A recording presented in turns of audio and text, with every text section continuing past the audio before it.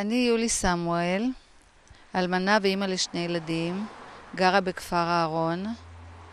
בעברי שירתתי בצבא ועבדתי בבית חולים ביחידה לרפואה גרעינית.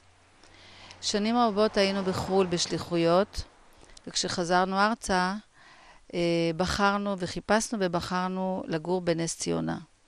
כי היא נראתה לנו עיר קטנה, איכותית, אינטימית.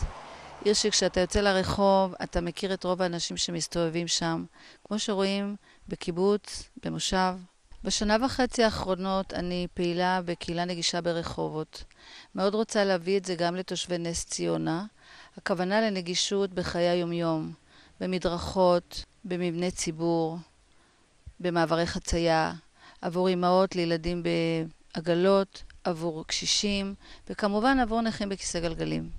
כיום העיר שלנו קצת רדומה, קצת מדשדשת, קצת תקועה, היא זקוקה לרענון ולהתחדשות. אני מאמינה שקורצי, יחד עם האנשים הסובבים אותו, הנבחרת שלנו, ויחד עם תושבי העיר, נצליח להאיר את העיר המדהימה הזאת ולהחזיר אותה לתושבים.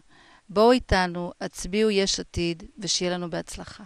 יש עתיד, הוא כבר כאן, יש עתיד כי הגיע הזמן.